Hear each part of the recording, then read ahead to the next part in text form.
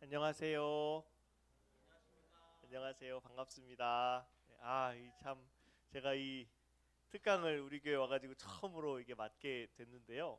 이게 사실 이런 이게 포맷으로 이게 특강을 해본 게 제가 처음이에요. 그래가지고 이게 열심히 준비는 해봤는데 어떻게 좀 진행이 될지 아직 아무도 모릅니다. 네. 하지만 그래도 재밌게 한번 진행하고 특히 이제 역사를 교회 역사와 관련해서 이제 강의를 준비해 봤는데 제가 이게 보니까 강의 제목을 정통신앙과 이단의 역사 이렇게 얘기를 하니까 다 성도님들 중에서 그거 뭐 이단 강의하는 거 아니야? 이렇게 이제 생각하시는 분들이 많으신데 뭐 그것도 맞기는 맞습니다만 요즘에 우리 뭐 사회에서 많이 보이는 무슨 뭐 신천지나 뭐 통일교나 요런 이단을 다루지는 않고요. 이제 그런 모든 이제 현대에 나타나는 이단들의 뿌리가 되는 이 초대교회 시절의 이단을 주로 다루게 될 거예요.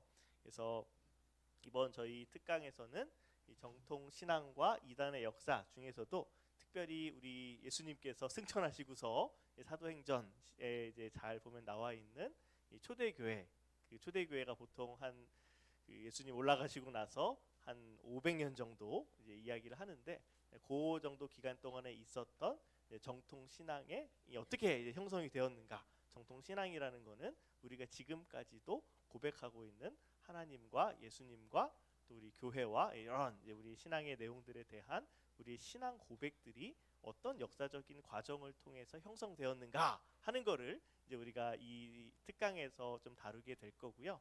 또 그게 그냥 갑자기 하늘에서 뚝 떨어진 게 아니에요.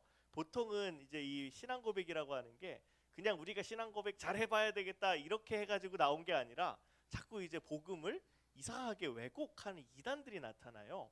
그 이제 어떤 이단과 논쟁 속에서 예전에는 그냥 넘어갔던 게 이게 좀 성경을 통해서 잘 변증되고 바른 교리로 정립될 필요가 있구나라는 필요들이 이 교회의 역사 속에서 계속 발견이 되면서 이제 정통 교리가 형성이 되는 겁니다. 그래서 이제 오늘부터 이제 4주에 걸쳐서 이 제목에서 정통 신앙과 이단의 역사, 특별히 초대 교회사를 중심으로 해서 특강을 진행하도록 하겠습니다. 그리고 제가 알기로 우리 이 자리에 계신 우리 성도님들 중에서 이번에 이제 곧 임직을 앞두신 분들이 많이 계신 걸로 알고 있습니다. 그래서 우리 특별히 이제 임직을 하시게 되면 다 이제 우리 교회에서 지도자가 되시는 겁니다. 그러니까 이제 지도자로서 과연 우리 기독교회에서 지도자가 필요한 것이 무엇인가?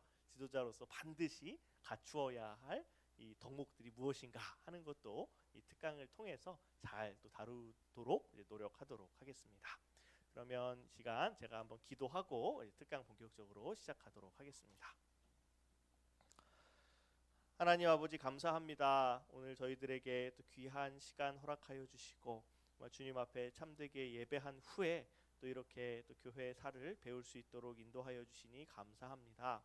하나님 참 이 긴 우리의 역사 속에서 저희와 함께하여 주신 그 성령 하나님을 이 시간 저희들이 발견하고 또한 그 성령께서 오늘 또한 우리 가운데 함께하심을 저희들이 믿으며 또한 그 주님의 역사를 저희가 또 살피고 바라보며 또 주님을 온전히 예배할 수 있는 심령들 될 수 있도록 인도하여 주시옵소서. 이 시간 또 부족한 종이 또 강의를 진행할 것인데 능력 주시고 참 이 시간이 꼭 참 저희 모든 성도님들에게 유익한 시간 될 수 있도록 인도하여 주시옵소서. 감사드리며 예수님의 이름으로 기도합니다. 아멘. 네, 우리 한번 본격적으로 한번 이야기를 풀어보도록 하겠습니다. 혹시 여러분들 중에서 내가 학교 다닐 때나 뭐 소시적 내가 역사 좀 잘했다 하시는 분들 좀 계신가요? 난 역사를 좋아했다 하시는 분들 뭐 손들라고는 안 하겠습니다. 네, 역사를 뭐 좋아하시는 분들도 계시겠지만 내가 진짜 역사만큼은 너무 힘들었다. 내가 다른 공부는 다 해도 역사는 너무 좀 지루하고 이거 왜 배우는지 모르겠다. 이런 마음을 가지고서 아마 학창 시절 보내신 분들도 모르긴 몰라도 계셨을 것 같아요. 근데 이게 사실 역사 자체가 재미가 없는 게 아니라 뭐 여러분 아시겠지만 우리나라의 이 교육 과정 자체가 역사를 되게 재미없게 가르쳐요. 그래가지고 정말 역사에 아주 참된 재미와 또 유익들을 다 놓치고 그냥 뭐 사람 이름 외우고 연도 외우고 뭐 시험 보고 이런 식으로만 이제 역사를 좀 살펴봤었는데, 이제 오늘 이제 제가 이제 오늘부터 진행할 좀 강의에서는 최대한 좀 그런 부분들은 좀 제끼고, 네, 아주 흥미롭고 우리 신앙에 큰 도움과 유익이 되는 그런 내용들 위주로 한번 다루어 보도록 하겠습니다. 자, 첫 번째로 왜 그런 거 있죠. 우리가 뭐 이렇게 물건을 팔려 그래도 사세요 하면 아무도 안 사죠. 그러니까 뭐 음식을 먹을 때도 뭐 식당에 가면은 보통 그런 거 붙어 있더라고요. 뭐 이렇게 뭐 미꾸라지를 파는다. 그러면 이제 들어가면 크게 위에 벽에 뭐가 써 붙어 있죠? 미꾸라지의 효능 뭐 해가지고 뭐 거기에 이제 이거를 먹으면 뭐가 좋다 하는 거가 이제 딱 붙어 있어요. 그래서 오늘 저도 이 특강을 시작하면서 우리가 지금 교회사를 공부하는 것이 우리의 신앙에 있어서 무슨 유익이 있고 또 도움이 되는가에서부터 좀 이야기를 시작해 보려고 합니다. 자, 뭐 아주 그냥 추상적으로 생각해서 그럴 수 있어요. 뭐 교회에서 우리 뭐 신앙에 도움 안 되는 거 가르치겠나? 당연히 도움 뭐 알아두면은 뭐라도 도움이 되겠지. 이런 식으로 우리가 생각하면서 사실은 이 자리에 나오셨을 수도 있는데, 우리가 교회의 역사를 공부하고 교회의 역사를 아는 것은 우리의 신앙에 있어서 아주 실질적인 이 도움과 유익이 있습니다. 그것에 대해서 이 후스토 곤잘레스라는 분이 있어요. 이게 잘생기셨죠. 이분 연세가 지금 아주 많으신데, 이분이 보통 신학교에서 교회사를 공부할 때, 이 세계의 교회사를 공부할 때 보통 이분이 쓰신 책을 많이 공부해요. 제가 오늘 준비한 이 특강도 이분이 쓰신 초대교회사라고 하는 책에서 이제 상당히 많은 부분에 이제 도움을 받았습니다. 근데 이분이 이 책을 시작하면서 이제 뭐라고 이야기를 하냐면, 자, 같이 한번 읽어보겠습니다. 시작. 역사는 복음이 제시되는 주된 방법이다. 이렇게 이야기를 하죠. 사실 생각해 보면 우리가 성경을 읽죠. 뭐 역사 공부야 좀 이렇게 해도 되고 안 해도 되고 그렇게 생각하지만, 우리가 신앙생활을 하려면 반드시 봐야 되는 게 뭐죠? 성경은 봐야죠. 성경은 봐야 됩니다. 그런데 성경에 사실 다양한 장르의 글들이 있지만 가장 많은 부분을 차지하는 게 뭘까요? 어떤 장르일까요? 역사 기록입니다. 그러니까 하나님께서 우리에게 하나님이 어떤 분이신지를 가르쳐 주시고, 또 하나님이 우리에게 어떻게 은혜를 베풀어 주셨는가, 그러니까 소위 말해서 복음이라고 하죠. 복음을 제시하는 데 있어서 가장 즐겨 사용하시고 가장 많이 사용하신 게 바로 역사입니다. 그러니까 성경이 역사로 시작해요. 태초에 하나님이 천지를 창조하시니라. 요즘에는 저 창세기 1장 저 과학자들이 더 막 까느라고 막 그러는데, 이게 뭐 과학적인 진술일 수도 있겠지만 1차적으로는 역사적인 진술인 거죠. 그래서 하나님이 세상을 어떻게 만드셨고 그 세상 속에서 이제 아름답게 지으셨지만 타락했고, 그 타락한 가운데서도 인류를 버리지 않으시고 구원하시는 그 하나님의 구속사라고 하는 이런 이제 표현을 우리가 다 한 번씩은 들어보셨을 거예요. 그러니까 하나님께서 세상을 처음 지으셨을 때부터 오늘날 우리의 시기에 이르기까지 정말 그분의 은혜를 이제 보여주시는 방법 중에 가장 이제 보편적인 것이 역사였다. 그렇기 때문에 우리가 정말 신앙생활을 한다라고 하면 난 역사 같은 거는 안 보고 그냥 신앙생활할 거야, 이것 자체가 사실 성립이 되지 않습니다. 그러니까 역사적인 어떤 그 이해를 가지고서 성경을 읽어야 성경도 더 바르게, 더 온전하게 그 성경의 의미를 이해할 수 있고요. 또 우리가 그 이후에 있는 이 교회의 역사를 통해서도 이제 계속해서 하나님께서 일하시는 것을 우리가 확인할 수 있습니다. 그런 차원에서라도 사실 우리가 이 교회사를 공부하는 것이 우리의 신앙 생활에 있어서, 특히 말씀을 묵상하는 일에 있어서도 아주 큰 유익이 있다라고 말씀드릴 수 있겠고요. 자, 두 번째 있습니다. 같이 한번 읽어보겠습니다. 시작. 교회사는 그 자체로 이 땅을 향하신 성령 사역의 역사이다. 네. 우리가 신약 성경을 읽다 보면 왜 성경도 그게 크게는 이제 구약과 신약이 있지만 같은 신약 안에서도 이제 그 장르에 따라서 이제 분류를 해요. 그래서 제일 처음에 앞에 네 개의 책을 뭐라 하지요? 복음서, 뭐 복음서라고도 하고 사복음서라고도 하고, 그리고 그 다음에 나오는 사도행전을 뭐라고 할까요? 네, 역사서라고 합니다. 구약에도 역사서가 있는데 구약에는 역사서가 많은데 신약에서는 역사서로 분류되는 책이 사도행전 한 권밖에 없어요. 그리고 그 뒤로는 뭐 로마서부터 저 빌레몬서까지는 다 바울이 썼다 그래서 바울서신, 그리고 그 다음에 나오는 책들은 여러 사도들이 온 교회를 위해서 썼다 해서 뭐 공동서신 이렇게 부르기도 하고요. 마지막에 요한계시록은 계시록 뭐 이런 식으로 이제 분류를 하는데, 여기 이제 역사서라고 되어 있는 게 사도행전이죠. 사도행전이 원래 그 사도행전 누가 썼을까요? 사도행전 누가 썼을까요? 이미 정답이 있습니다.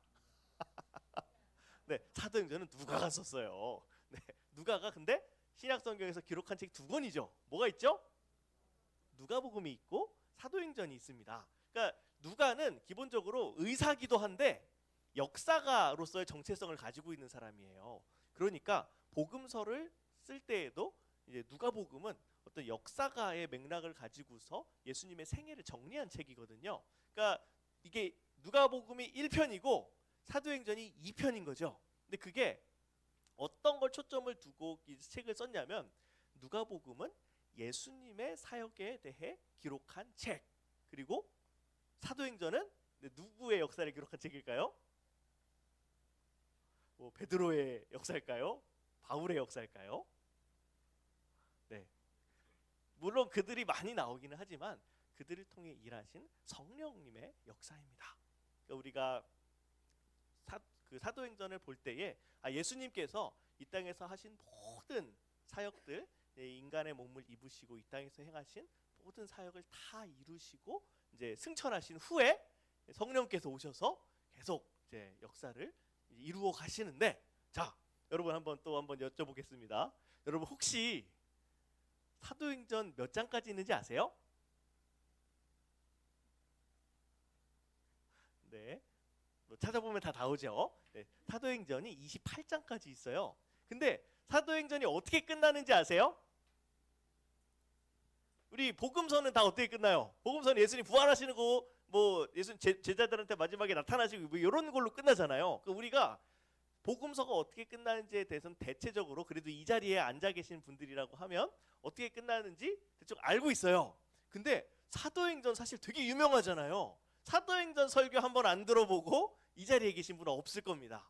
근데 사도행전 어떻게 끝나는지는 잘 모르시는 분들이 많아요. 그 오래 다니시는 분들 중에도. 그게 왜 그러냐면 사도행전이 그렇게 진짜 엄청 놀라운 그 정말 교회 부흥의 역사가 기록된 거에 비하면 결론이 좀 허무해요. 어떻게 끝나냐면 사도 바울이 로마에 가죠. 로마에 가서 그냥 복음을 전했다 이러고 끝나요. 뭔가 복음을 전해서 무슨 뭐 진짜 황제 앞에 나가가지고 막 담대하게 복음을 전했다든가, 아니면 진짜 로마의 수많은 사람들이 예수를 믿어서 로마의 교회가 세워져 갖고 사도 바울이 첫 번째 교황이 됐다던가 뭐 이런 기록이면 우리가 기억을 할 텐데, 그런 되게 거창한 내용이 아니라 뭔가 쓰다 만 것 같은 그런 기록이 이 사도행전의 마무리라는 것이죠. 근데 그게 사실 누가가 의도한 거예요. 뭘 의도했냐면, 예수님께서 이 땅에서 행하신 사역은 그분의 죽으심과 부활과 승천으로 완성이 됐지만 성령님의 사역은 사도행전이 끝났다고 끝났을까요? 안 끝났을까요? 안 끝났지요. 네, 사도행전이 계속해서 그 이야기가 그 성령께서 이 땅에서 그 그리스도께서 이루신 그 구원의 일, 하나님 나라의 일을 성령을 통해서 계속해서 이루어가는 그 사역은 오늘날 저와 여러분들의 때까지도 현재 진행형으로 이어지고, 그게 언제 끝날까요 그럼? 네, 예수님 다시 오실 때까지 계속될 겁니다. 그러니까 그 사이에, 그러니까 초대교회부터 시작해서 오늘날의 교회의 역사까지 해당하는 한 2000여 년의 기간, 그러니까 우리가 뭐 성경만 잘 알면 됐지 뭐 그 다음에 나오는 교회사를 뭐하러 공부하냐, 그거야 뭐 학자들이나 공부하고 목사님들이나 공부하면 되지 뭐 우리가 거기까지 공부해야 되냐 할 수가 있는데요. 사실 우리가 지금 이 시간, 이 우리의 삶 속에서 경험하고 있는 모든 그 예수님 이후의 사도행전 이후의 역사들도 다 그 자체로서 성령 사역의 역사이다. 그렇기 때문에 사실은 우리가 물론 이제 성경이 가지고 있는 계시로서의 아주 독보적인 권위가 있지요. 그거에 미치진 못하지만 그래도 이가 2000년의 교회 역사 속에서 성령께서 어떻게 정말 교회를 보호해 오셨고 또 교회를 정말 지키셨고 또 교회를 정말 성숙하게 하셨는가 하는 것이 이제 남의 얘기가 아닌 겁니다. 그냥 알아두고만 아니어도 그만인 것이 아니라 정말 우리가 살아가는 이야기고 우리가 정말 예배해야 할 그 성령님의 역사 자체라는 것이죠. 이런 차원에서 우리가 교회사를 통해서 정말 성령 사역의 역사를 알고 또 할 때에 이제 당장 과거에만 그것이 또 그치는 것이 아니라 우리가 또 오늘을 살아가고 내일을 살아가고 주님 다시 오실 때까지 또 성도의 삶을 살아야 되겠지요. 그럴 때에 정말 우리와 함께 하셨던 그 성령님을 우리가 생각하면서 또 내일을 살아갈 또 힘과 용기와 또 그 능력들을 우리가 발견할 수 있다라는 차원에서 우리가 교회사를 공부하는 것이 정말 이 신앙생활을 하는 데 있어서 아주 큰 유익이 있고요. 제가 지금 그 요즘에 광고 때 계속 저 얘기 막 그 담임 목사님도 그렇고 하셨는데 제가 사실 어려서부터 역사를 좋아했습니다. 그래서 신학교에서 이제 신학을 공부하고 좀 세부 전공을 해서 더 공부를 했으면 좋겠다 해서 지금 이제 역사 신학이라는 분야를 계속 공부하고 지금 박사과정 공부를 하고 있거든요. 제가 그 교회 자주 보여가지고 제가 전임인 줄 아시는 분들 가끔 계시는데 제가 파트 사역하고 있어요. 근데 이제 늘 마음은 교회에 있습니다. 이 전임의 심장으로 사역하는 파트라고 보시면 되겠습니다. 근데 그래도 이제 교회를 더 잘 섬기는 데 있어서 내가 어떤 공부를 하는 게 좀 유익하겠는가 해서 이제 역사신학 공부를 좀 하게 됐고요. 그 왜 지난주에 부임하신 우리 최인성 목사님 계시죠? 저랑 같이 공부하던 사람이에요. 그래가지고 그 목사님도 역사 되게 잘 아시고 사무실 가보시면 아주 그냥 책도 많아요. 그러니까 이제 뭐 궁금한 거 있으면 우리 그 최인성 목사님은 이제 전임이니까 아무 때나 와도 계시거든요. 그러니까 이제 그런 것도 이제 질문해 주시면은 질문하고 또 유익을 누리시면 좋겠고요. 어쨌든 그런 좀 교회사에 특별한 매력이 있다, 유익이 있다 이렇게 한번 말씀드려 보도록 하겠습니다. 자, 그러면 이제 좀 본격적으로 이제 우리가 좀 살펴볼 내용으로 조금 더 그 본격적으로 들어가 보도록 하겠습니다.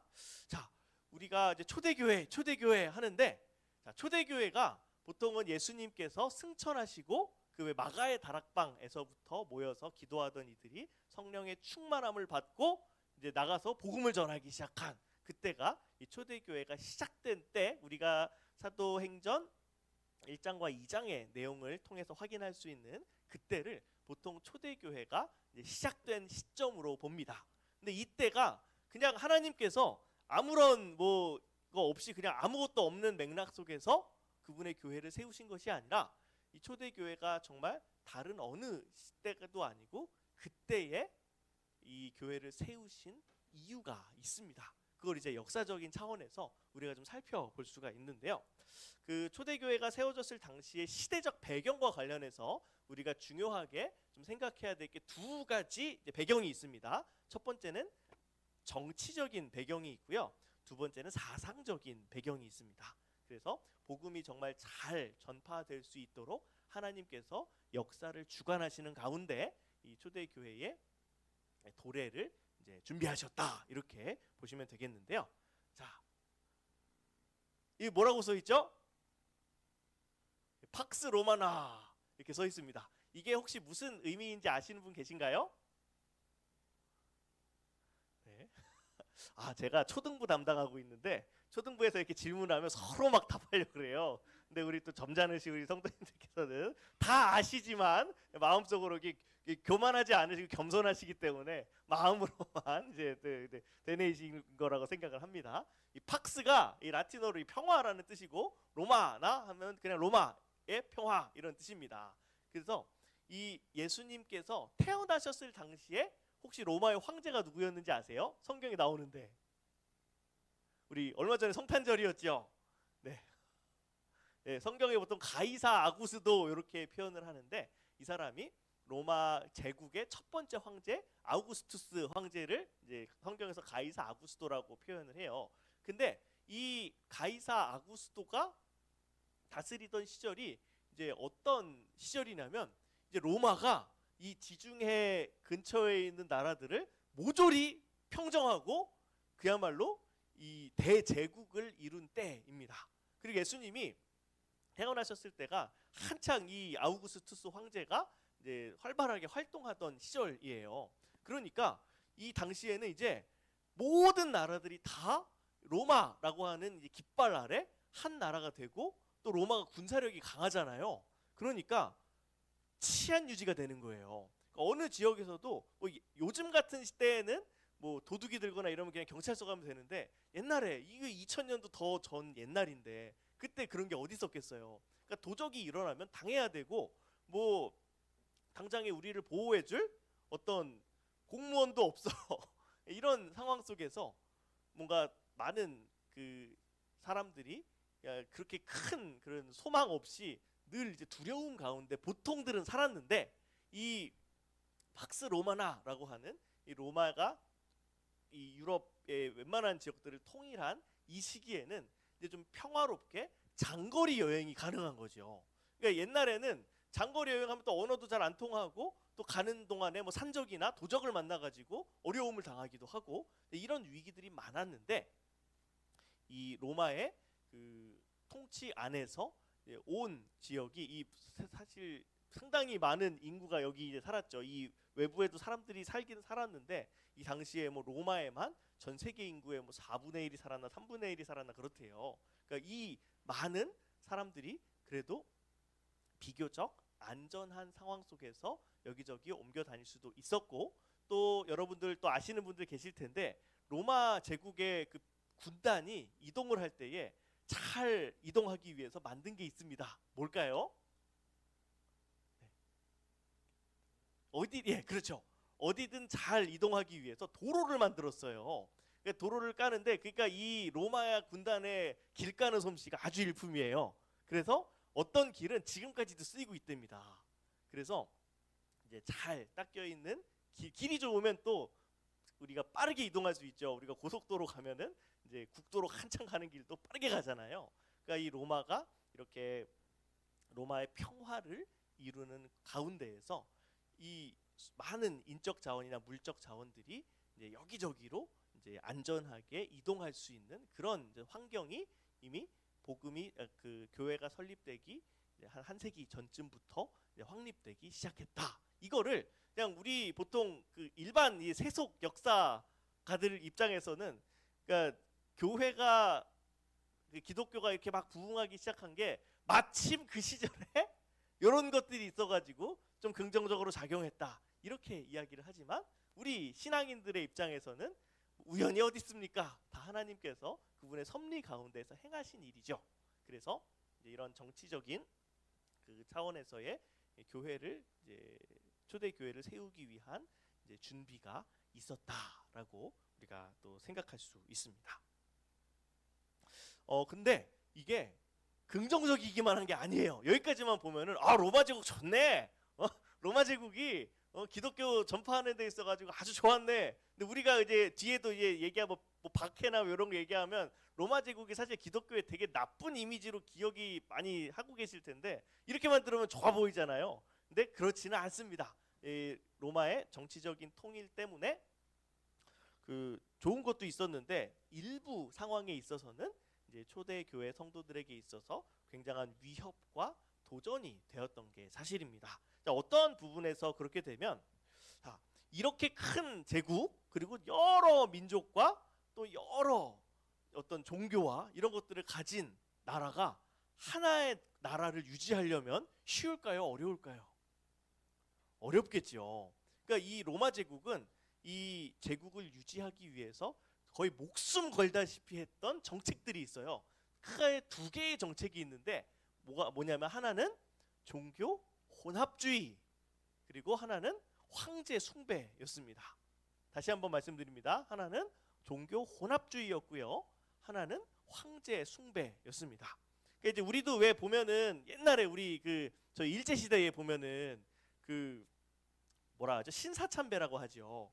그러니까 그렇게 신사참배를 강요했습니다. 그거 안 하면은 붙잡아다가 고문하고 때로는 죽이기도 하고. 근데 그게 아니 뭐 그거 절 한 번 안 하는 게 뭐 그렇게 큰 일이라고 그렇게 하나 생각할 수가 있겠지만 이렇게 큰 제국을 운영하기 위해서 우리도 왜 그렇잖아요. 신앙을 일치시키고 신앙을 통일시키는 게 사실은 사람을 길들이기가 가장 쉬운 방법입니다. 그러니까 사실 혼합주의도 그런 차원에서 나온 건데 로마가 꼭 저 옛날에 저 일본에서 신토 믿는 것처럼 저것만 믿어라 이렇게 얘기한 건 아니에요. 사실 로마는 그 이전에 다른 여러 제국들보다 각 민족들의 그냥 왜 한 그 민족들마다 섬기는 신들이 달랐잖아요. 근데 그거를 사실 굉장히 많이 존중해 줬어요. 종교를 그래 네 그 신 믿고 싶으면 믿어도 돼. 심지어 기독교에 있어서도 뭐 예수님 믿고 싶으면 믿어. 하나님 믿고 싶으면 믿어. 저 유대인들에 있어서도 그래 뭐 하나님 믿으려면 믿어라. 여호와 하나님 믿어라. 다 좋다. 근데 우리 신앙은 그거잖아요. 우리 유일신이잖아요. 다른 신앙은 인정 못해. 하나님만이 유일하신 하나님이야. 이렇게 이제 고백하는 이게 안 된다는 거죠. 그래 너희 신도 훌륭한 신이고 우리 신도 훌륭한 신이고 우리 같이 종교 갖고 싸우지 말자. 이런 맥락이었던 거예요. 근데 거기에서 유일하게 딱 한 가지 황제와 이 로마의 신들은 꼭 그래도 숭배해라. 우리 황제가 그러니까 걔들도 황제가 신이 아니라는 건 알아요. 그거 모르겠어요. 옛날 사람들 너무 무시하면 안 됩니다. 다 그때에도 우리랑 다 똑같은 지능 가진 사람들이에요. 근데 황제를 숭배한다는 건 뭐냐? 내가 정치적인 차원에서 이 사람이 나의 주님이다라고 하는 것을 인정하는 행위라는 거죠. 그러니까 거기서 종교와 정치가 사실은 혼합되는 것이고 그것이 이제 인정이 된다면 너네 종교 다 인정해 줄게. 뭐가 문제냐? 니네 하고 싶은 거 다 해. 이랬던 거예요. 거기에서 유독 이런 로마의 정책에 반기를 들었던 종교가 바로 기독교와 유대교였던 거죠. 그래서 이제 이런 정책이 어찌 보면 그냥 단순히 종교적인 문제를 넘어서 얘네는 우리 로마 제국의 통치를 별로 좋아하지 않나 보다. 황제에게 충성하지 않고 뭔가 자기네 나라를 세우려고 하나 보다. 이런 식으로 이제 비춰질 수가 있었던 것이죠. 그러니까 이제 이런 부분에 있어서 로마가 아주 오랜 기간 동안 기독교를 이제 박해를 하는데 사실 오늘 이번 이 특강에서 그 다음 주 그러니까 두 번째 강의에서는 요 로마의 기독교 박해를 좀 중점적으로 다뤄볼 생각이에요.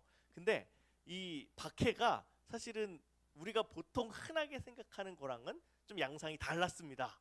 그러니까 이제 그런 부분에 있어서 과연 로마가 기독교를 어떻게 박해했는가에 대한 오해들도 좀 풀어드리고 또 실질적으로 그래서 이 박해라고 하는 역사적 사실에 대해서 우리가 어떻게 이해하고 또 그것으로 우리의 또 신앙의 유익을 삼을 것인가 하는 그런 이제 관점들에 대해서 이 특강에서 한번 설명을 드리도록 하겠습니다. 자, 이제 정치적 배경에 대해서 이야기를 했는데요. 두 번째로 이제 그 초대교회가 세워졌을 당시 시대적 배경은 사상적인 배경입니다. 자, 이 시대에 이 전 유럽의 지금 패권을 차지한 나라가 어디죠? 로마라고 말씀드렸습니다. 그런데 로마가 이게 힘은 센데 그렇게 어떤 사상이나 문화와 관련해서는 그렇게 독립적인 나라는 아니었어요. 이 당시에 문화적으로는 사실상 그리스의 문화, 또 그리스의 학문, 그리스의 종교 이런 것들이 이 로마 전체에 사실상 이제 거의 지배하고 있는 그런 상황이었다는 겁니다. 그래서 보면은 로마 사람들도 그걸 알아요. 근데 로마 사람들은 그래서 우리는 좀 실용적으로 가자. 그래서 로마에서는 기본적으로 철학보다는 법학이 발달을 해요. 법학은 실용적이거든요. 그리고 우리가 직접적으로 그런 철학을 할 필요는 없어. 그러니까 아테네에서 똑똑한 애들 잡아와가지고 노예로 쓰면서 자기 자식들 가르치게 하고 이런 식으로 했던 거죠. 그러니까 실질적으로 어떤 사상이나 학문을 형성하는 데 있어서는 여전히 그리스의 영향력이 막강했다라고 볼 수가 있는데요. 자, 이 그림에 나오는 사람이 누굴까요? 아주 유명한 사람입니다. 그리스 철학하면 딱 이 사람. 예. 아리스토텔레스 말고 또 한 사람. 플라톤입니다. 플라톤이 지금 이렇게 하늘을 가리키고 있죠. 이게 보면은 이게 원래 큰 그림의 일부인데 여기 이제 플라톤 서 있고 바로 옆에 아리스토텔레스가 서 있어요. 그래서 이제 이 사람들이 주창했던 어떤 그 철학 사상을 이렇게 동작으로 표현하는 거예요. 이 사람은 뭐 좀 이따가도 설명을 드리겠지만 이데아라고 해서 이상 세계는 저기 어디에 있어 해서 하늘을 가리키고, 그 아리스토텔레스는 그런 게 어디 있어 하면서 이렇게 약간 땅을 가리키고 이런 식으로 이제 그림을 그려놓은 뭐 아테네 학당이었나요? 그렇게 생긴 제목의 그림이 있는데, 이 플라톤을 제가 여기다가 놓은 이유가 기독교가 전파되는 데 있어서 이 플라톤주의라고 하는 이 그리스 철학의 사상이 상당히 주요하게 작용되었다는 겁니다. 아, 이게 역사도 어려워 죽겠는데 철학 얘기까지 나오면 이걸 어떻게 듣겠는가? 그래서 요건 좀 빨리 넘어갈게요. 네, 자, 플라톤의 스승이 있어요. 소크라테스라는 사람입니다. 소크라테스는 꼭 예수님이랑 비할 바는 아니지만 자기 기록을 안 남겨요. 그러니까 우리가 보통 소크라테스가 한 얘기라고 하는 건 다 플라톤이 기록한 거예요. 근데 소크라테스에서 플라톤으로 이어지는 소위 말하는 플라톤주의라고 하는 이 철학 사조가 있는데, 이 플라톤이 왜 유명했냐면, 이게 우리가 보통 소크라테스가 철학에서 그 그리스 철학에서 제일 유명하다고 하지만 이 사람들이 그리스 철학을 시작한 사람들이 아니에요. 이 사람들 이전에도 유명한 철학자들이 많았거든요. 근데 소크라테스랑 플라톤이 왜 유명하냐? 이 사람들은 이전에 있었던 그리스의 많은 철학 사상들에 대해서 이제 비판하면서 어떤 새로운 관점을 제시했던 사람들이기 때문이죠. 근데 그 전에 있었던 관점이라는 게 뭐냐면, 여러분들 다 아시는 대로 왜 그리스 신화, 뭐 제우스, 무슨 뭐 헤라, 또 누구 있죠? 뭐 아폴론, 뭐 이런 그리스 신들이 있죠. 우리가 뭐 올림포스 산 뭐 이런 식으로 하면서. 근데 이 고대 그리스의 이런 종교와 이 신들에 대해서 이제 비평을 하는 거예요. 그러니까 그저 그리스의 신들을 우리 어떤 신앙의 대상으로서 믿고 숭배하는 차원이 아니라 이성적으로 이런 신들이 진짜로 있냐? 이런 식으로 어떤 그 비평을 하기 시작했다는 거죠. 그러면서 이 사람들은 놀랍게도 이 그리스라고 하는 이 사상적 배경 속에서 완전하고 불변하는 지존의 존재, 이게 누구죠? 우리가 알기로는 하나님이죠. 이런 전능하시고 정말 완전하신 그런 하나님이라고 하는 존재를 생각한 거예요. 이전에 그리스 신화에서는 그런 신 없거든요. 그냥 사람보다 조금 세고 안 죽을 뿐이에요. 성정도 온전치 못하고 보면은 사람보다도 더 개차반인 신들도 많아요. 그리고 어떤 때는 신들끼리 싸워가지고 막 쫓겨나고, 이런 게 이제 보통 그리스의 사람들이 생각하고 있는 신에 대한 이해였는데, 그런 것이 아니라 정말로 우리가 계시를 통해서는 알 수 있을 정도의 하나님에 대한 어느 정도의 인식에 도달한 사람들이라는 거죠. 그리고 또 이 사람들은 그 영혼이 불멸한다라고도 주장을 하고요. 또 영원한 진리의 세계가 있다. 이거 이제 이데아라고 표현을 하는데, 이런 이제 그 사상들을 펼치게 된 겁니다. 이게 이전과는 달라진 것이고 좀 더 그리스 사상의 수준이 올라간 거죠. 그런 그 사상의 이제 성숙을 이끌어낸 것이 바로 소크라테스와 플라톤의 업적인데, 이제 이런 사상들이 그리스에서도 처음에는, 사실 여러분 소크라테스가 어떻게 죽었는지 아세요? 사형당해 죽어요.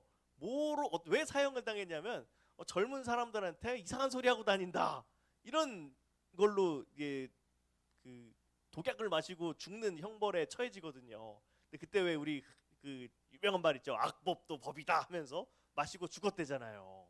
근데 이제 이런 사람들인데, 그러니까 그 당대에는 그렇게 큰 호응을 얻지 못했더라도, 이게 플라톤이 활동했던 시절이 예수님보다 한 400년 정도 전이에요.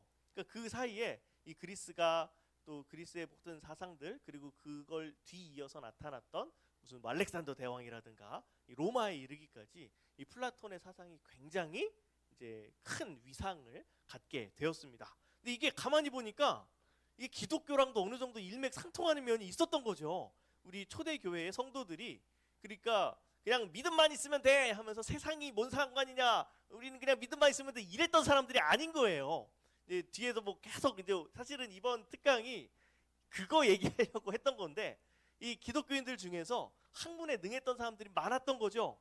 여러분 아시다시피 기독교인들이 그렇게 돈 많고 여유 있고 높은 지위의 사람들이 별로 없었는데, 그럼에도 불구하고 정말 진리에 대한 사랑이 크다 보니까 계속해서 진리를 탐구하고 하면서, 아, 이건 비록 이교 사상이지만 그래도 우리 기독교와 어느 정도 일맥상통하는 면이 있구나라는 것을 또 발견하고, 또 기독교인들에 대해서 이 당시에 이게 유대에서 나온 또 신앙이다 보니까 로마 사람들이 기독교인들 되게 무시했어요. 그 뭐 보이지도 않는 저 식민지에서 뭐 제대로 공부나 한 애들이 만들었겠냐, 그러니까 쟤네들 되게 무식하다, 뭐 되게 무지하다, 이런 그 오해를 하고 있었는데, 거기에 있어서 야, 니네들이 지금 제일 좋아하는 저 플라톤 선생이 한 얘기랑 우리 기독교랑 얼마나 비슷한지 봐라, 우리 플라톤도 이해하는 사람들이야 하면서 이제 복음의 어떤 탁월성에 대해서 변증할 때에 이 플라톤의 철학과 사상들을 많이 이제 활용을 했다라는 거.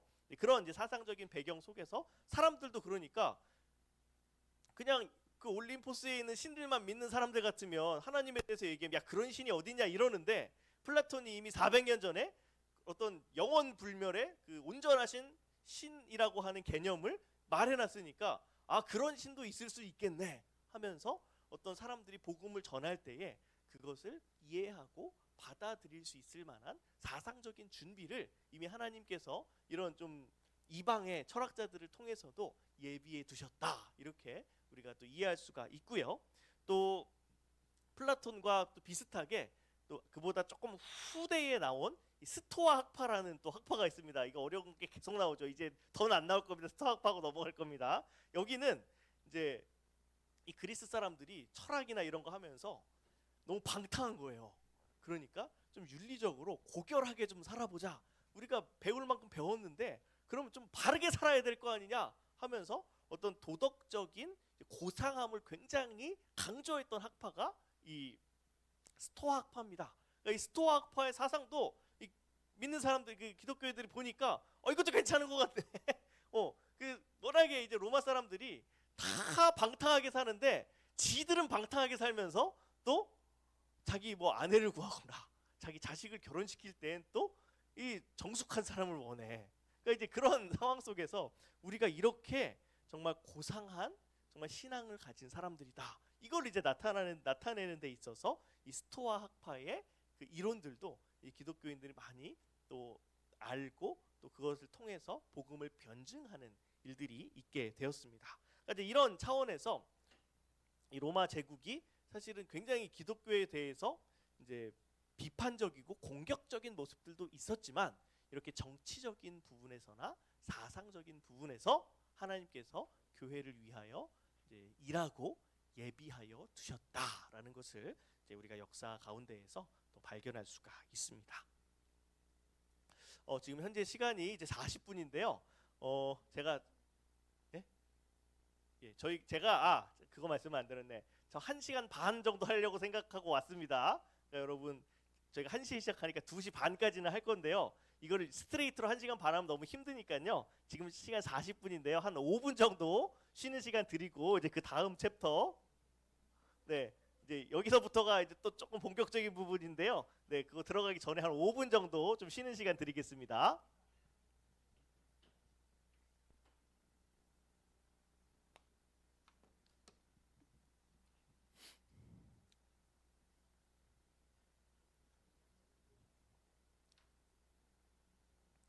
자, 저희 한번 이제 시작해 볼까요? 네, 아직 안 오신 분들이 조금 계시기는 하네요. 네. 지금 이제 오늘 그 뒷시간에 그 나눌 이야기는 이제 앞으로 그 3주에 걸쳐서, 이제 오늘 이후로 3주에 걸쳐서 할 이제 특강들에 대한 이제 맛보기라고 보시면 되겠습니다. 그래서 그러니까 오늘이 사실은 제일 중요한 날이에요. 원래 이제 이렇게 강의할 때 첫날 거의 그 다루어야 할 모든 주제를 다 다루거든요. 저 같은 경우에.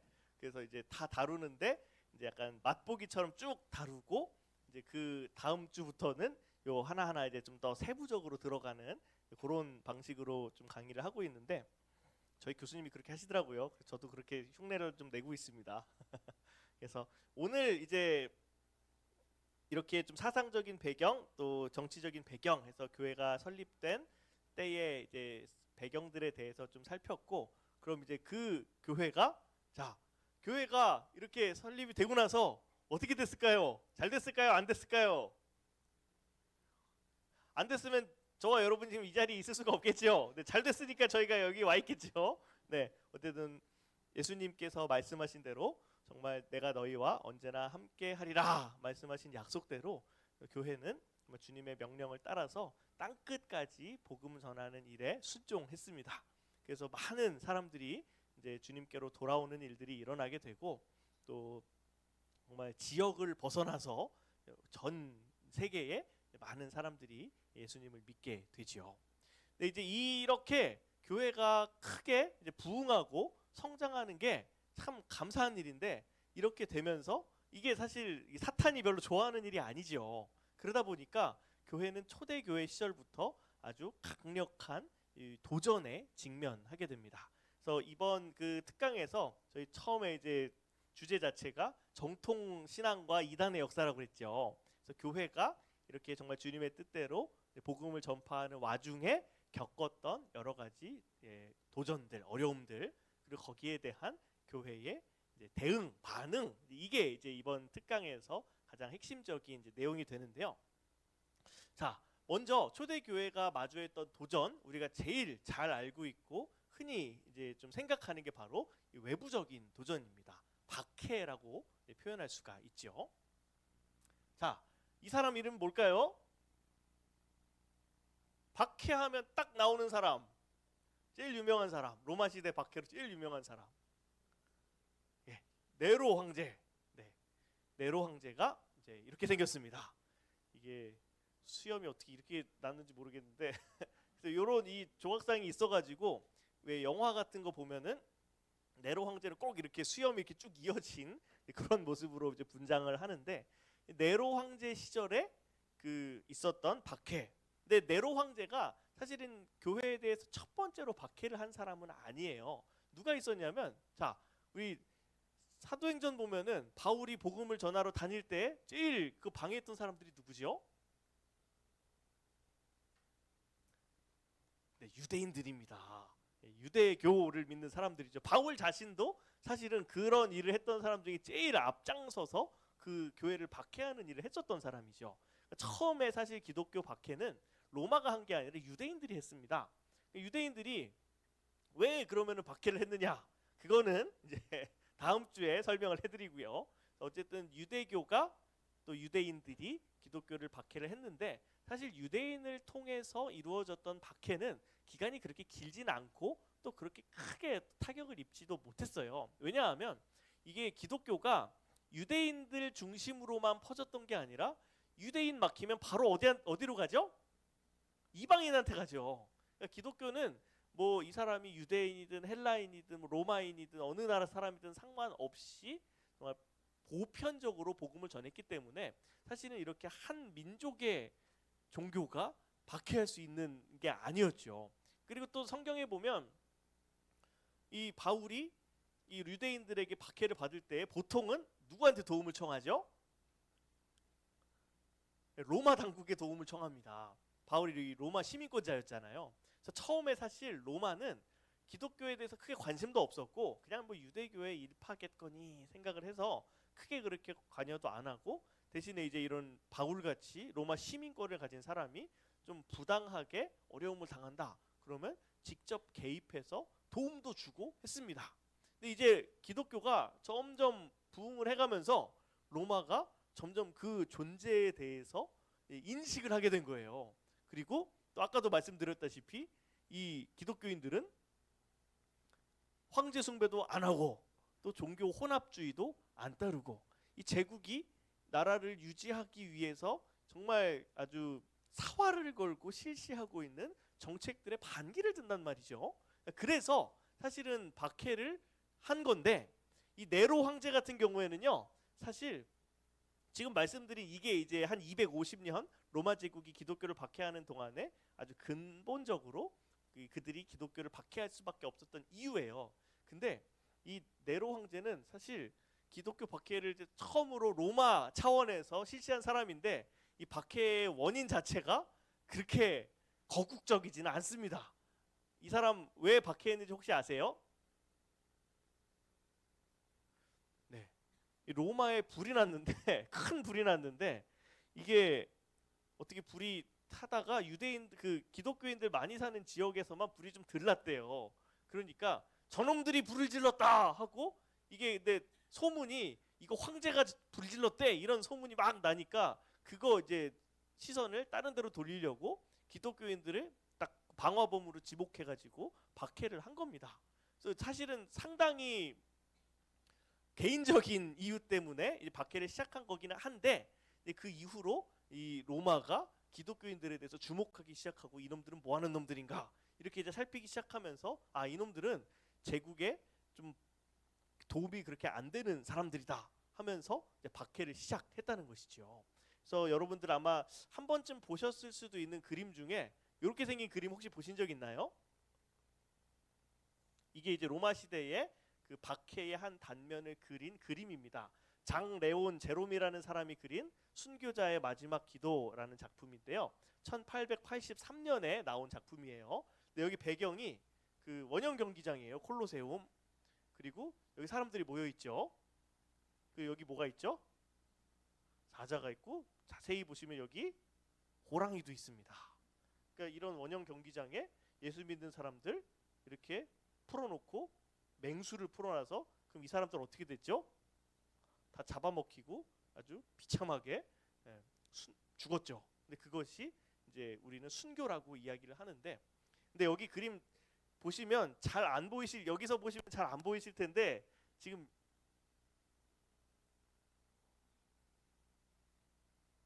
여기 보이는 거 보이세요? 여기 뭐 이게 서 있는 거 보이시죠? 이게 뭘까요?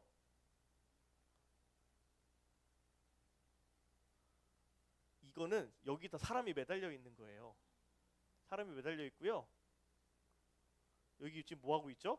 불 지르고 있죠. 그러니까 단순히 그냥 동물 그 맹수 풀어놔 가지고 찢어 죽이게만 한 게 아니라 사람들 다 장대에다가 매달아 놓고 불 질러 죽이는 겁니다. 그러니까 이게 이제 우리가 가장 그 흔하게 떠올리는 로마의 기독교 박해의 한 단면을 그린 그림이라고 볼 수가 있죠. 근데 이제 이렇게 보면 아 로마 진짜 나쁜 놈들 어떻게 이게 예수 믿는 사람들이 이렇게 진짜 잡아 죽이고 잔인하게 잡아 죽이고 박해했을까 이렇게만 사실 생각하고 그 로마는 나쁜 사람들 이렇게만 생각을 하면 사실은 그 250여 년의 이 교회의 역사에서 사실 뭐 그것도 의미 있는 일이라고는 할 수 있지만 이제 이 박해의 역사를 굉장히 좁은 시야에서 보는 거죠. 그러니까 우리가 이 박해에 대해서 살펴볼 때 사실은 좀 생각해야 될 게 뭐냐면 먼저 왜 그렇게 로마 제국이 기독교를 오랫동안 박해했는가 하는 거 좀 살펴봐야 되고요. 아까 뭐 혼합주의라든가 황제 숭배라든가 요게 이제 가장 핵심적인 거기는 한데요. 거기에 대해서도 사실은 좀 우리가 좀 고민해 봐야 될 내용들이 꽤 있습니다.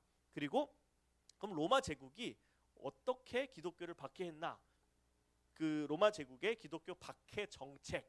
이 로마가 여러분들 그 많이들 아시겠지만 로마가 사실 굉장히 그래도 이성적으로 나라를 다스렸던 국가예요. 그러니까 이렇게 잔인하게 죽이는 것도 이 사람들이 야만인이라서 이렇게 죽이는 게 아니라 이거 되게 머리 많이 써가지고 한 정책이거든요. 그러니까 이 사람들이 도대체 기독교인들을 어떻게 박해하고 어떻게 생각했는가 그거를 우리가 생각을 하면 사실은 이러한 박해가 뭐 정도의 차이가 있고 이제 어떻게 드러나느냐에는 차이가 있겠지만 오늘날도 기독교에 대해서 세상이 가지고 있는 태도와 크게 다르지 않아요. 원리적으로 크게 다르지 않습니다. 그런 차원에서 이들이 왜 그렇게 박해했고 또 어떻게 박해했느냐 하는 것에 대해서 우리가 좀 살펴볼 것이고요. 또 자, 여기 보면 갑자기 박해 얘기하다가 이게 뭐죠? 이게 잔이고 빵이죠. 성찬에 사용하는 겁니다. 그러니까 얘네들이 왜 그렇게 기독교를 박해하냐 할 때 그냥 단적인 예로 이렇게 한번 말씀을 드릴게요. 로마 사람들은 자기네들을 되게 문명인이라고 자부해요. 근데 기독교인들은 왜 그렇게 싫어하고 미워했냐면 얘네들은 너무 야만적이야. 근데 왜 야만적이냐?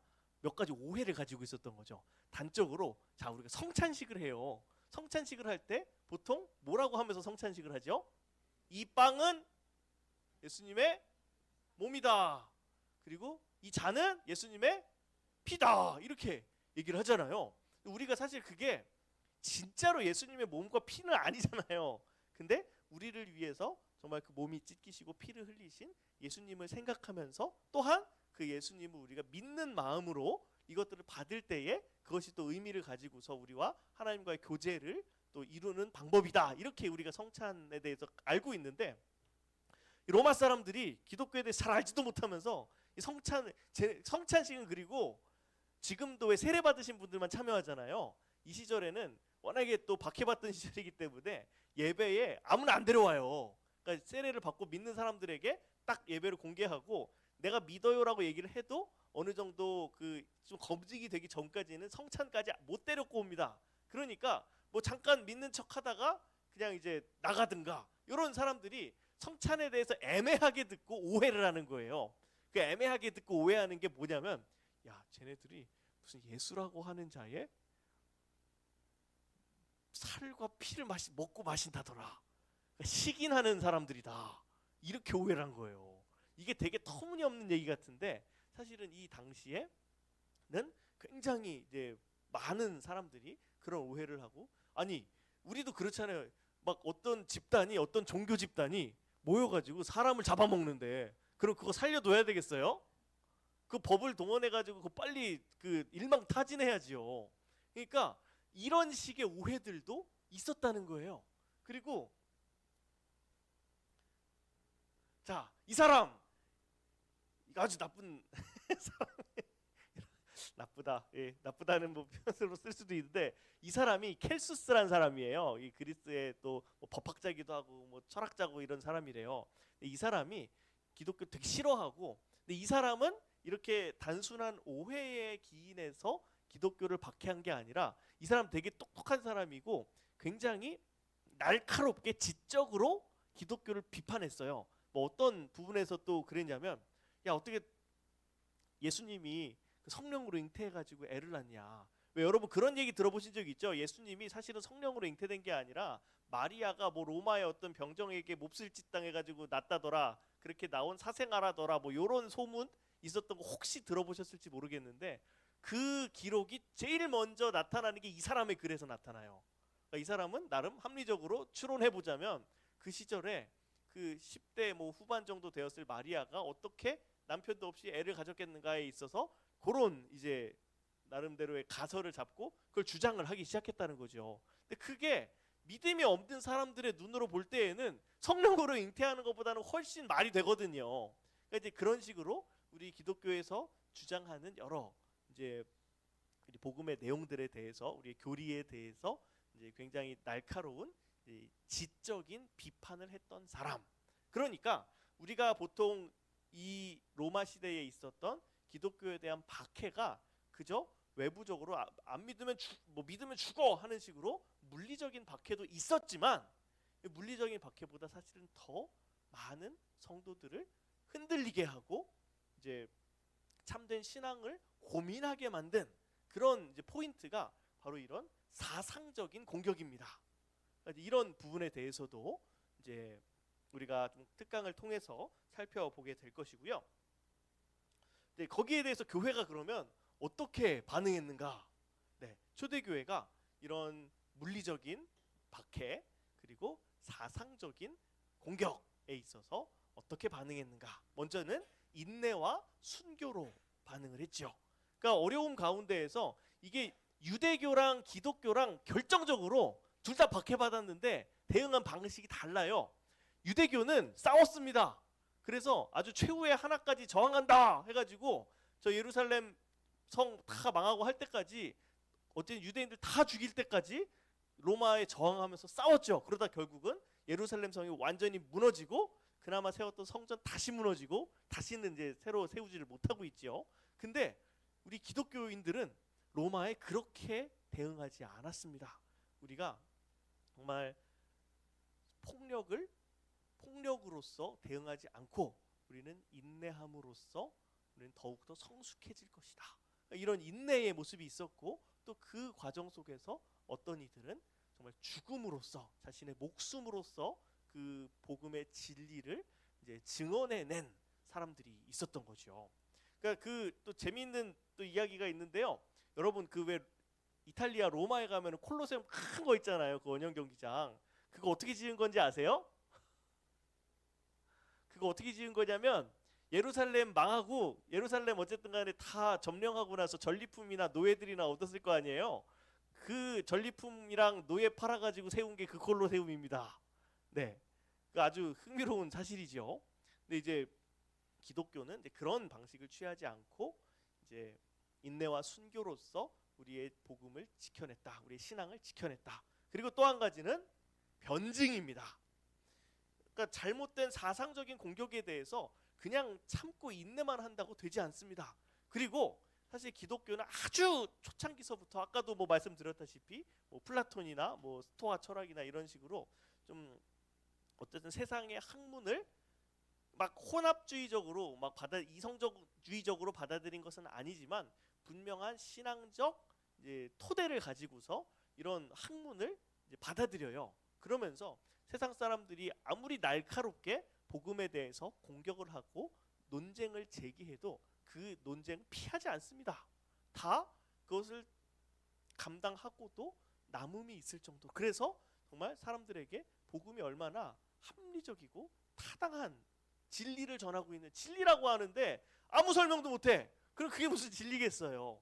하지만 우리 기독교는 처음부터 어떤 사상적인 공격이 들어왔을 때에 거기에 대해서 변증하는 신앙이었다.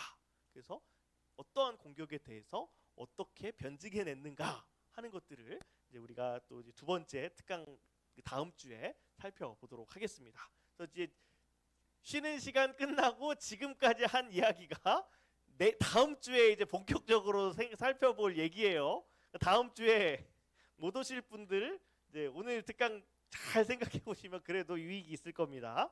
자, 두 번째 초대교회가 마주했던 도전은 이렇게 외부적인 도전이 있었는데요. 사실 우리가 또 성도님들 그 놓치시기 좀 쉬운 게 우리 기독교가 외부적인 어려움에 있었던 건 대부분들 아시는데 그거와 상응한 오히려 그것보다 더 큰 어려움을 주었던 내부적인 도전들이 있었다는 것을 사실 우리가 종종 간과하곤 하죠.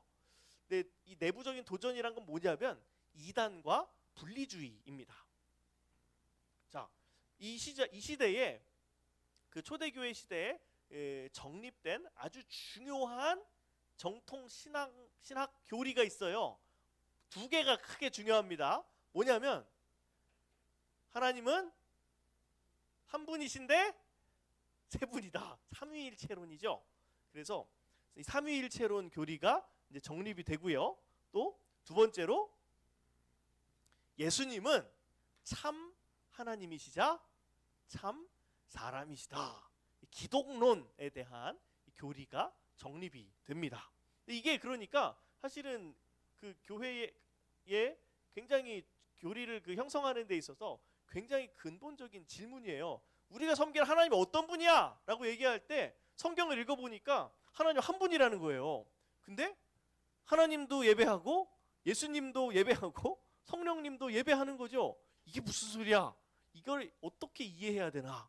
여기에 있어서 많은 사람들이 사실은 잘못된 방식으로 이거를 설명하곤 했습니다.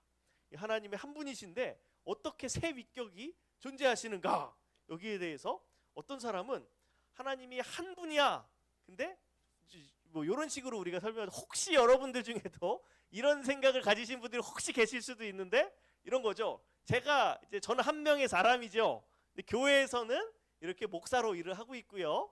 또 집에 가면 아빠고 뭐 남편이고 또 어디 뭐 학교를 가면 학생이고 하면서 사람은 하나인데 뭔가 이제 그 처해 있는 위치에 따라서 뭐 이를테면 구약 시대에는 성부로 계시고 신약 시대는 성자로 계시고 또 그 다음에는 성령, 오늘날에는 성령으로 계신다. 한 분이 이렇게 이제 어떤 양태를 바꿔가면서 우리에게 드러내신다라는 차원에서 양태론이라고 하는 이제 그 개념이 있습니다.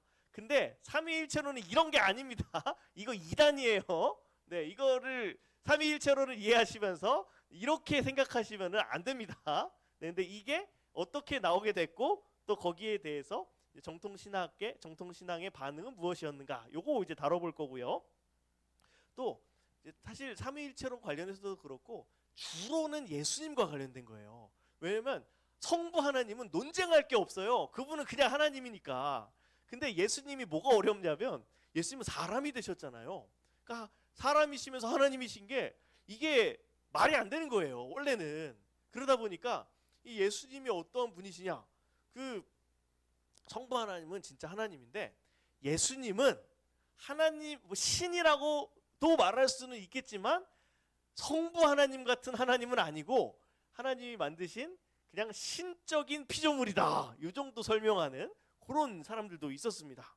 그러니까 이게 이제 종속론이라고 해서 이것도 사실은 굉장히 오랫동안 이 교회 안에서 이 하나님에 대한 진리를 좀 어지럽히는 설명 중에 하나였던 거죠. 그리고 이제 두 번째, 예수님은 하나님인가 인간이신가? 이 질문 아주 어렵습니다. 왜냐하면 이게 사람이 직관적으로 이해할 수가 없어요. 하나님은 하나님이고 사람은 사람이지 어떻게 한 그 존재한 한 인격 안에서 동시에 하나님이면서 사람일 수가 있는가? 여기에 있어서 어떤 사람은 이렇게 설명합니다. 예수님은 이 땅에 그냥 사람처럼 오신 거지 사실은 사람이 아니다. 그분이 육신을 입으신 적이 없다. 이렇게 이제 주장하는 사람도 있었고요. 또 예수님이 사람이시긴 사람이신데, 자, 우리가 보통 사람을 나눌 때 영혼, 육신 뭐 이렇게 구분하죠. 근데 옛날에 보면 요즘에도 뭐 있긴 있습니다만 사람은 영, 혼, 육으로 구성돼 있어. 그래서 다른 사람은 다 사람의 영, 사람의 혼, 사람의 육을 갖고 있는데 예수님은 위대하신 또 하나님의 아들이시니까 육이랑 혼은 사람인데 영은 하나님인 거야. 이런 식으로 이제 주장하는 사람들도 있었습니다.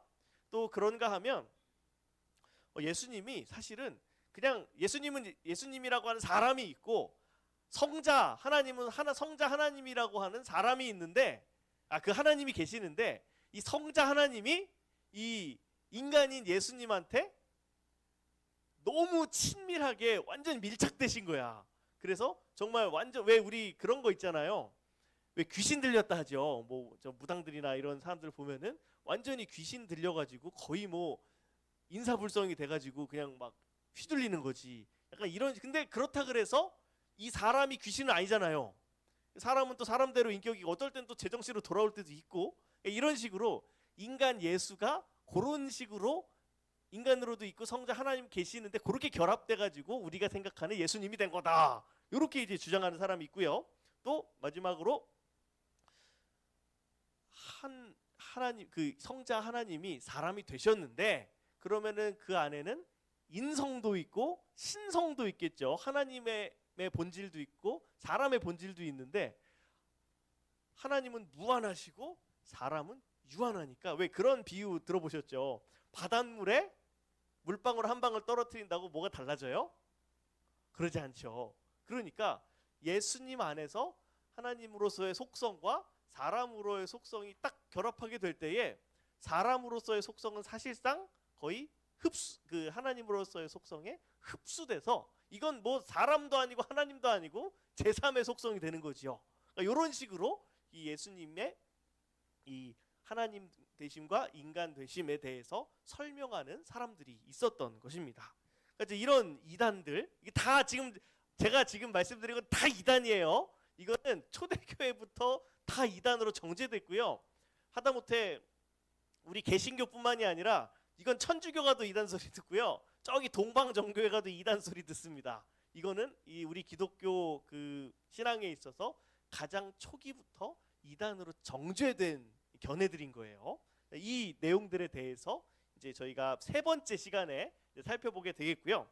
또 거기에 대한 이 정통 교회의 반응과 또 바른 신앙적 이제 고백이 무엇이었는가, 요거를 이제 좀 이렇게 그러니까 얘네들이 뭐가 잘못된 건가, 왜 이 주장은 틀린 걸까, 이런 부분들 이제 설명하도록 하겠습니다.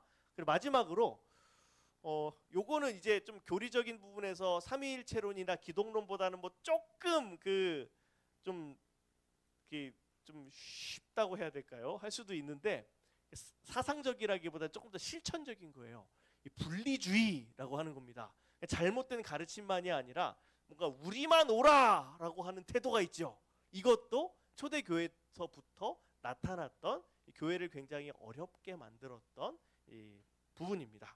그래서 교회의 거룩함이 어디에 달려 있느냐, 이 문제를 가지고 싸운 거예요. 우리는 사실 지금 우린 다 그렇잖아요. 교회 올 때에 영 못된 사람들이라도 우리가 다 죄인인데 뭐 좀 못된 사람 들어오면 어때?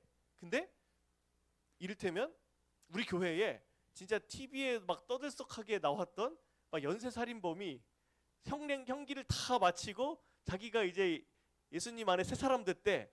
그러면서 우리 교회에 나와요. 그럼 여러분들 어떠실 것 같아요? 쉽게 대답하기 어렵죠. 저도 사실은 쉽게 대답하기 어렵습니다.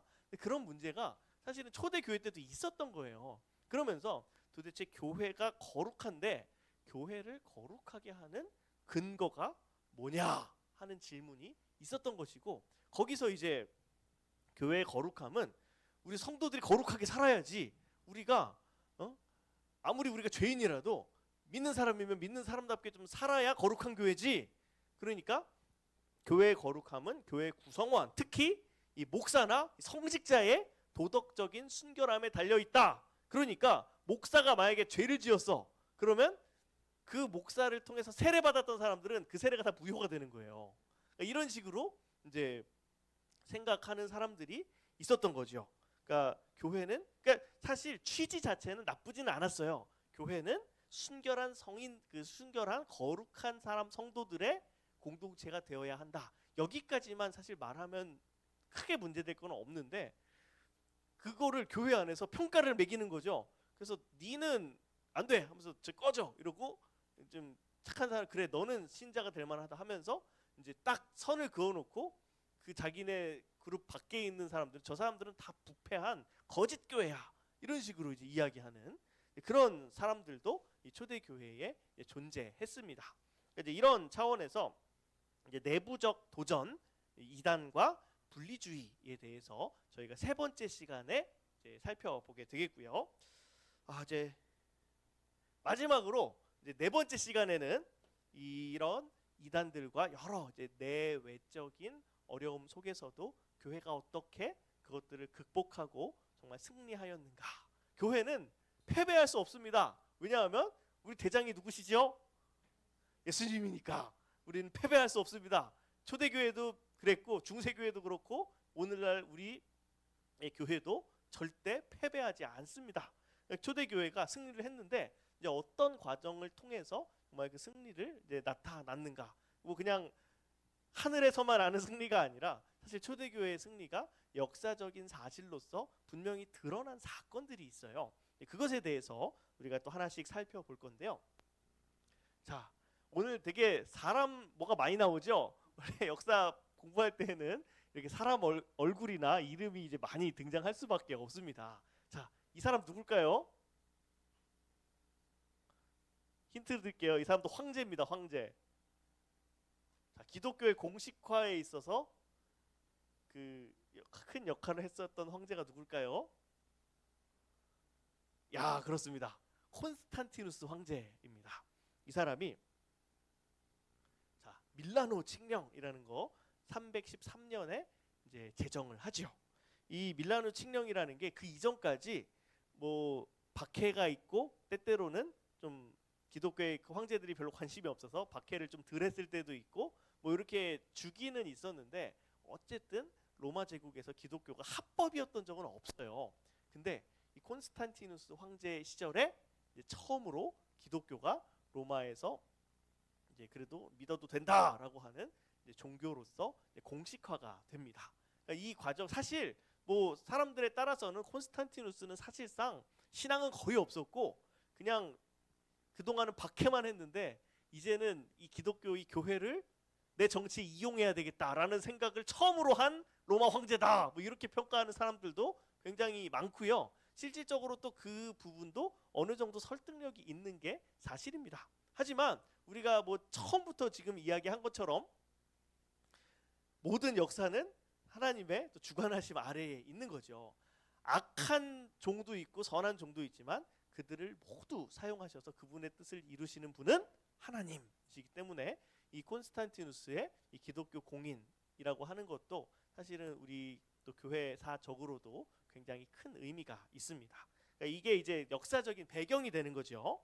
그리고 이제 저희가 조금 더 그 중요하게 다룰 거는요, 바로 정통교리의 확립입니다. 교회가 정통교리를 확립하는 데 있어서 몇 가지 중요한 사건들이 있어요. 그러니까 앞에서 어떤 이단들이 나올 때에 그 이단들에 대항해서 이제 기독교 변증가들 또 교부들이 이러한 이단들에 대해서 개인적으로 이제 서술을 하고 또 많은 교회에 또 그런 것들을 가르침을 전하는 일들이 있었는데, 이게 기독교가 공인되기 전에는 사실 많은 사람들이 같이 모여서 우리 정말 참된 복음적 진리가 뭘까를 논의하기가 쉽지 않았겠지요. 근데 이 313년 이후로는 이제 오히려 로마 황제가 그런 논의를 후원합니다. 자, 이 그림 뭘까요? 뭔가 이렇게 우리 꼭 어디 수련회 끝나고 나면 현수막 들고서 찍은 사진 같죠? 비슷합니다. 이제 기독교가 공인된 후로 참된 교리에 대해서 우리가 한번 다 모여서 다 한번 그 허심탄회하게 이야기해보자 해서 이 당시로 따지면 전 세계의 기독교 지도자들이 다 모인 거예요. 그러면서 첫 번째로 실시한 게 니케아라고 하는 도시에서 있었던 니케아 공의회입니다. 325년에 있었는데요. 이 니케아 공의회에서 열심히 토론을 합니다. 이때의 핵심 주제는 예수님은 피조물이냐 하나님이냐 이거 갖고 토론했어요. 그래서 거기에 있어서 이제 예수님에 대한 바른 신앙 고백을 정리한 문서가 있어요. 그게 바로 이제 니케아 신조가 되겠습니다. 니케아 신조라고도 하고 니케아 신경이라고도 하는데, 신경 하면 우리가 제일 잘 아는 게 사도신경이 있습니다. 근데 우리 기독교에서 많이 사용하는 신경이 사도신경만 있는 게 아니에요. 니케아 신경도 있고요. 이 니케아 신경의 확장판이 또 있어요. 개정판. 그게 이제 니케아 콘스탄티노플 신경이라는 건데 우리 다 살펴볼 겁니다. 뭐 내용을 자세히 살펴보진 않더라도, 근데 이게 실제로 우리 교회에서는 보통 이제 사도신경이 가장 짧고 또 핵심적인 내용이 잘 요약돼 있으니까 요거를 사용하고는 하는데요. 어떤 교회들은 이거 좀 하나만 하면 좀 지겨우니까 우리 오늘은 니케아 신경을 통해 우리의 신앙을 고백하겠습니다 이러고 예배하는 교회도 있어요. 제가 본 적 있거든요. 네, 그래서 있는데 이 그림은 뭐냐면, 자, 이 가운데 이 사람이 뭔가 제일 중요해 보이죠. 이 사람이 그 콘스탄티누스 황제예요. 근데 이 뒤에 막 사람들이 이게 보이죠. 이게 그 니케아 공의회를 다 하고 나서 이들이 만든 니케아 신경입니다. 그걸 이제 딱 세워놓고 진짜 말 그대로 잘 회의 마치고 우리 회의 잘 끝났으니까 우리 기념사진 찍고 마무리하자라는 차원에서 이때는 사진이 없으니까 그림으로 그린 거죠. 그래서 이 니케아 신경의 내용을 이 글 자세히 보시면 이게 헬라어로 그 글씨가 다 써 있어요. 그리고 거기에 이제 주요한 인물들 그림을 이렇게 이제 그려 놓은 거죠. 그래서 1차 니케아 공의회, 2차 콘스탄티노플 공의회, 3차 에베소 공의회, 4차 칼케돈 공의회라고 하는 4개의 세계 공의회가 있습니다. 그러니까 이 공의회가 사실상 오늘날 우리가 지금 믿고 고백하고 있는 기독교 신앙을 그 정통 교리를 확립하는 아주 중요한 공의회라고 할 수가 있지요. 그러니까 이걸 통해서 이제 아까도 뭐 말씀드렸지만 삼위일체론에 대해서 가장 보기 그 쉽게 만들어 놓은 이제 그림인데요. 성부, 성자, 성령, 하나님 해서 성부는 하나님이시고 성자는 하나님이시고 성령은 하나님이신데 성부는 성자가 아니고 성자는 성령이 아니고 성령은 성부가 아니다. 이렇게 정리해 놓은 거, 이거 아주 고대로부터 삼위일체에 대해서 표현할 때 아주 이제 많이 사용되었던 도식입니다. 그리고 이제 여기 보시면 이건 예수님은 한 위격을 가지신 분이지만 두 개의 본질을 가지신 분이다 해서 인성이 있고 신성이 있다. 요 이제 두 가지, 특히 삼위일체론과 기독론에 있어서 어떻게 이제 이 과정들을 통해서 정말 정통 교리가 확립되었는가 하는 것을 저희가 네 번째 시간에 살펴보게 되겠고요. 또 마지막으로, 자, 이것도 굉장히 흥미로운 내용입니다. 우리 성경이 있죠. 성경 이제 다 끝났습니다. 이거 하고 나면 결론입니다. 네, 조금만 참으세요. 네. 네. 지금 우리가 보고 있는 성경이 몇 권이죠? 네, 성경 한 권인데. 네, 신구약 모든 성경이 하나님 주신 영감된 성경이라고 우리가 믿죠. 근데 그 성경에 들어가는 목록이 있어요. 이 목록이 66권으로 구성이 되어 있는데, 이 구약 성경 39권은 이미 유대인들이 정리를 해놨어요. 근데 신약 성경 27권이 어떤 과정을 통해서 이 정경으로 이제 확립이 되었는가 하는 것도 이제 마지막 시간에 살펴보려고 합니다. 그래서 처음에 이제 사도들을 통해서 이 내용들이 기록이 되고, 또 이때도 사실 정경이 처음부터 막 형성된 게 아니라, 물론 하나님의 말씀으로서 이 사도들의 글들이 이제 인정은 받고 있었지만 막 또 이런 이단들도 있었어요. 야, 이게 지멋대로 성경을 편집해. 그래서 이건 성경이고 이건 성경이 아니야 하면서 주로는 기존의 성경으로 인정되는 거를 무시해요. 이런 사람들도 있었고, 또 어떤 경우에는 나는 지금도 성령의 계시를 직통으로 받아. 이런 이단들이 초대교회도 있었던 거예요. 그러니까 그런 사람들이 자꾸 막 니네가 얘기하는 거 복음 아니야 하면서 막 성경을 막 이렇게 무시하거나, 아니면 내가 성령님께 들었는데 이렇게 하래라고 하면서 기존의 성경 말씀에 없는 얘기를 하는 이런 사람들이 막 있는 상황 속에서 정경의 목록이 필요하구나. 그래서 과연 하나님께서 우리에게 주신 말씀이 이제 무엇인가에 대해서 이제 교회가 열심히 고민을 하고 또 그거를 찾아간 거죠. 그러니까 여기서 또 중요한 게, 성경이라는 거는 하나님이 우리한테 주신 거죠. 그러니까 성경 목록도 그냥 교회가 이제부터 성경의 목록은 이거야 라고 어떤 교회의 권위로서 성경의 목록을 지정하는 게 아닙니다. 성경은 자증적이에요. 성경의 최고의 권위잖아요. 특히 우리 개신교에서는 이거 아주 생명처럼 여깁니다. 근데 이 최고의 권위는 자증할 수밖에 없어요. 다른 권위를 빌어다가 이 권위를 입증할 수가 없으니까. 근데 성경이 정말 성경됨을 스스로 드러내는 것을 교회는 이제 확인하는 것뿐입니다. 그러니까 이렇게 정말 참된 성경을 발견하는 거죠. 그러니까 발견해서 마침내 27권의 정경을 확정하는 그런 이제 과정에 대해서도 네 번째 시간에 살펴보게 되겠고요.